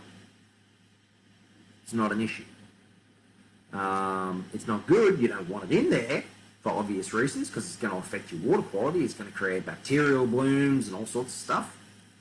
But in relation to nitrite toxicity in particular, not an issue. The chloride is just at such high levels that it's not going to cause a problem.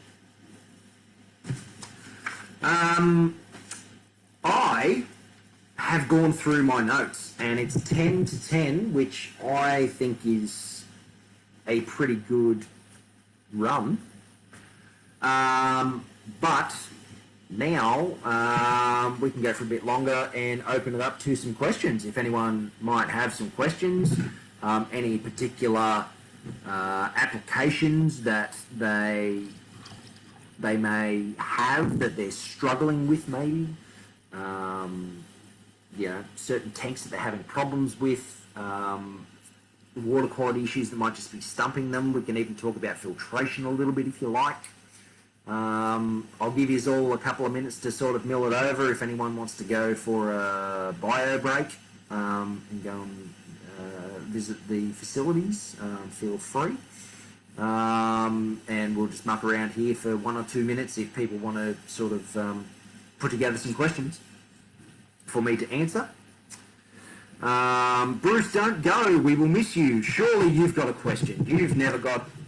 You've always got a left field question for me, Bruce, that you're going to try and throw me with. So please, throw something at me. It's going to help.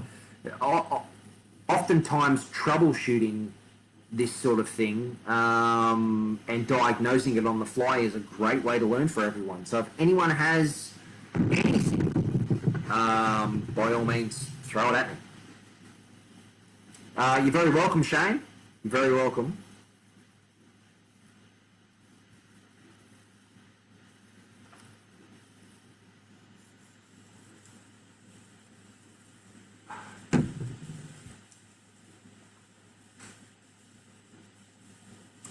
So one thing, while we're waiting, if anyone does have any questions, it is getting late, so I'll make this quick.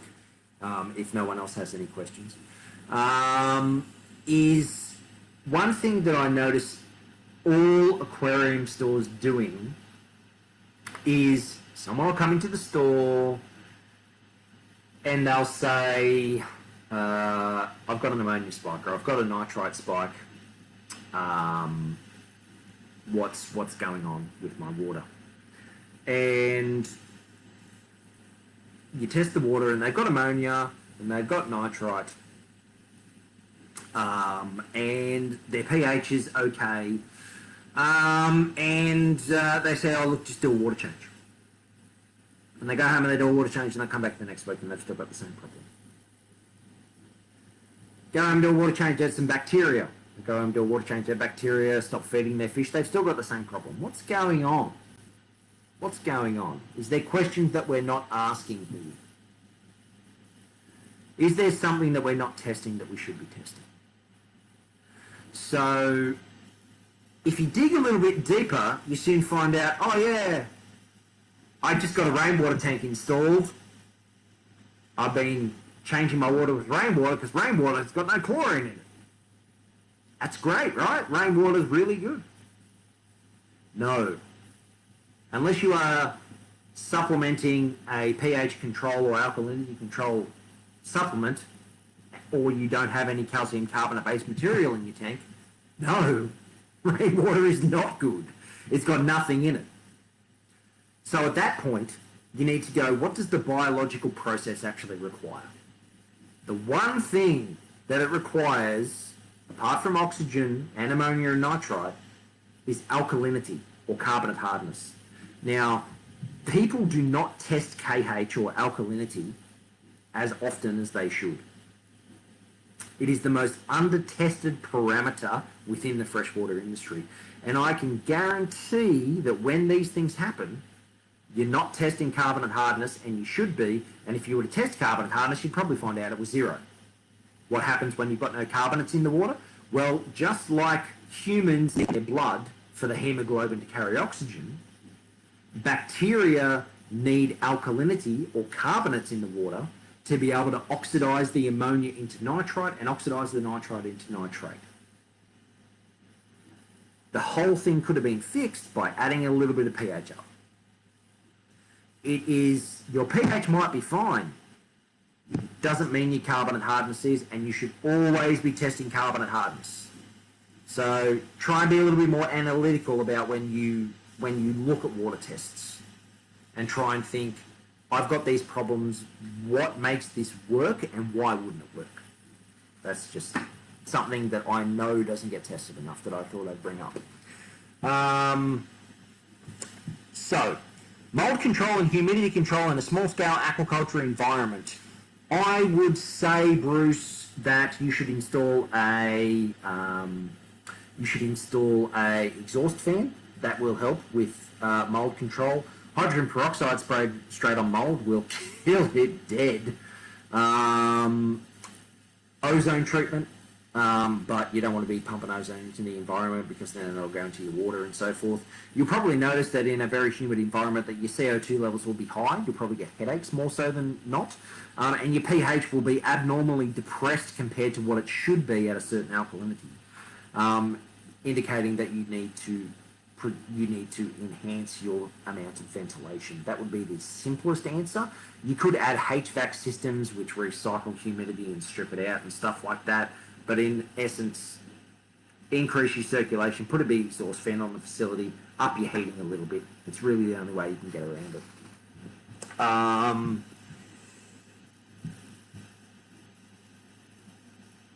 Do I believe it is possible you can get possible issues can result from dropping nitrate too fast?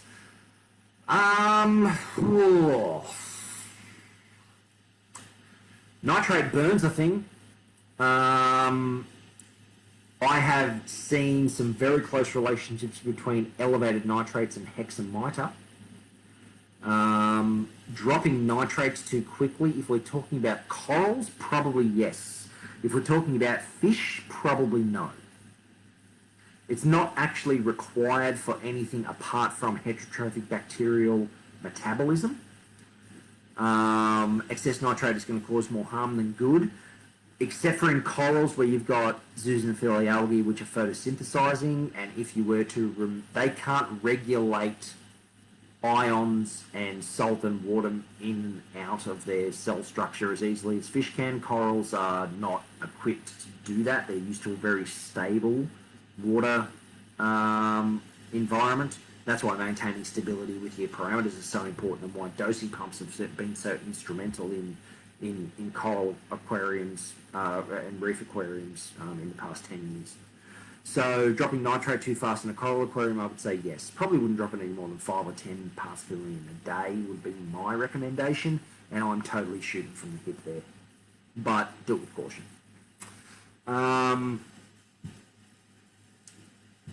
Regular prime dosing affecting nitrification. I will tell you that prime is a product made from sodium formaldehyde bisulfate.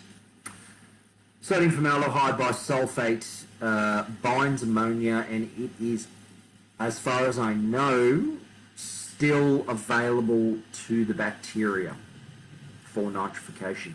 However, it will produce false positives on the majority of ammonia test kits. Having said that, sodium formaldehyde bisulfate has formalin or formaldehyde in it. Constant dosing of that to control ammonia should never be practiced as a husbandry technique. In emergencies, yes. Ongoing, no. I would prefer a biological approach over a chemical approach any day of the week. My go-to would be use prime in an emergency, start doing water changes to lower ammonia, start lowering feed rates, start adding beneficial bacterial strains to re-establish the biological filtration while simultaneously establishing water parameters that are favourable to nitrification and for metabolic function for the fish and organisms within the tank. I would not use it as an ongoing husbandry practice. Whether it affects nitrification is yet to be seen. Apparently it does not.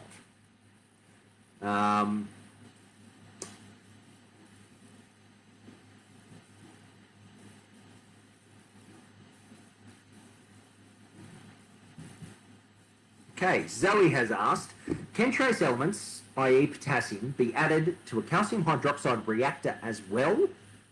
Or is it best to stay away from adding extra trace into it? Well, Zoe,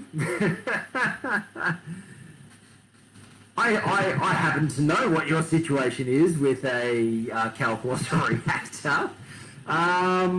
Okay, so adding potassium, it depends on what potassium it is, and whether or not we would see any precipitation of any particular ion or molecule within that reactor from a very high pH, whether that pH would make it biologically unavailable or biologically more available to the system, and also how you would regulate the addition of that potassium to the system with varying evaporation rates that are then being supplied by the Kalkwasser reactor feeding in the calcium hydroxide.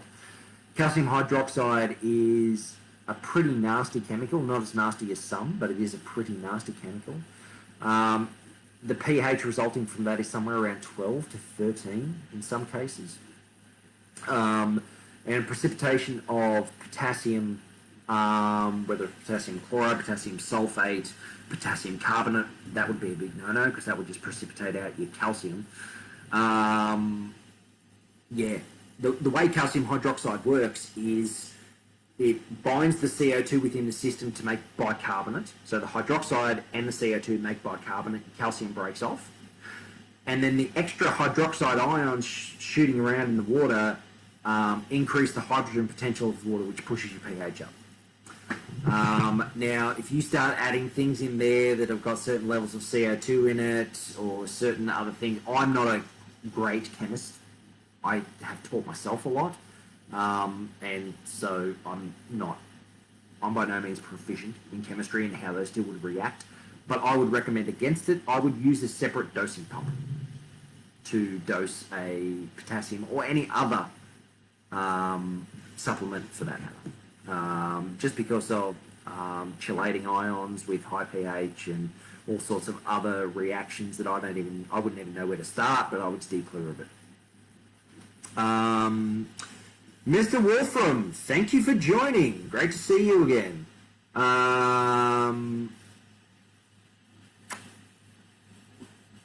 So, look, I don't think there's any more questions unless anyone has any. I'll give everyone a couple more minutes to ask any questions, or go for a break and come back.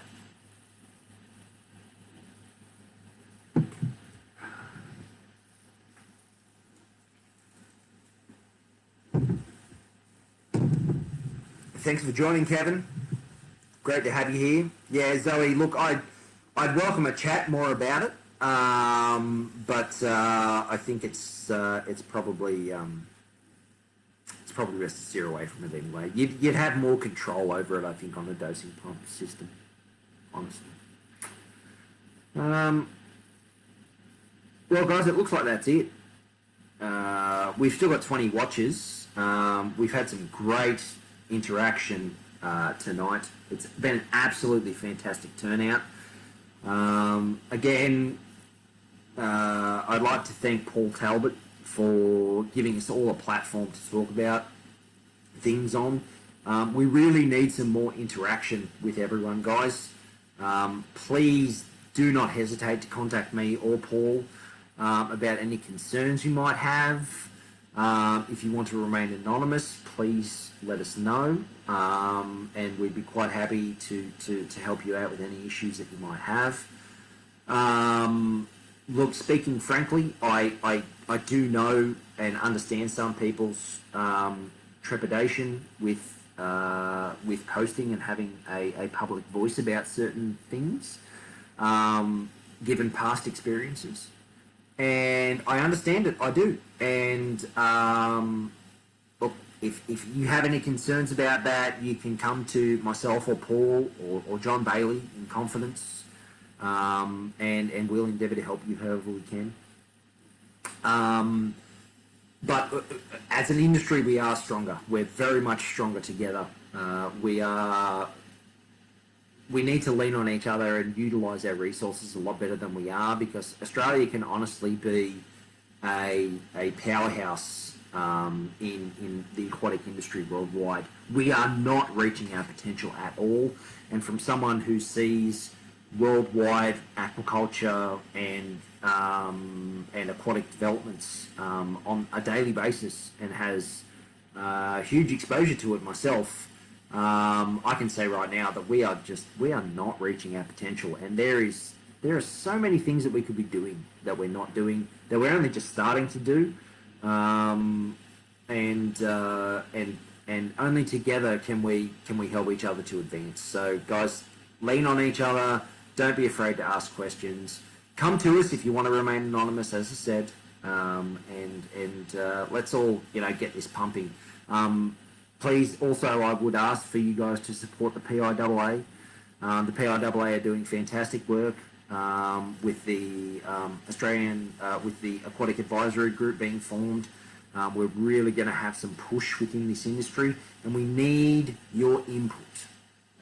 We need your support, and we need to be able to have a voice within this country. Otherwise, it may not bode well for us with all the things that are happening with animal rights and stuff like that. And we're for animal rights. We want to look after our animals. We want to look after our fish.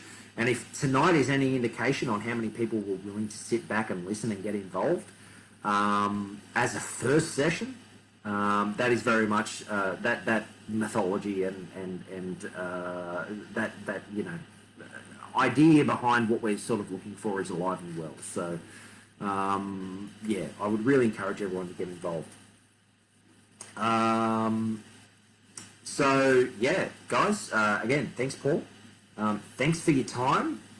Yeah, it's been fantastic. Again, anyone that's got any questions whatsoever, please feel free to send me an email at gareth@pureaquatics.com.au, I'll endeavour to get back to it when I have spare time outside of work hours. If you have any questions in regards to system design, troubleshooting water parameters within your system, filtration, retrofitting, anything like that, please get in contact with at Pure Aquatics. That is our core business. That's where that's it. That's right in our wheelhouse. That's where we can help you out.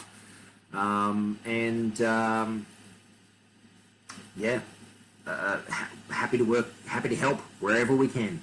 And there's plenty of people within this industry that can help with different things and bits and pieces. I would encourage you all to utilise us as a resource and utilise everyone else as a resource. We're all in this together, and the majority of us want to help each other. So, and that's the only way we're going to move forward. So, thank you very much, it's been fantastic, and I hope to see you guys soon again. Thank you.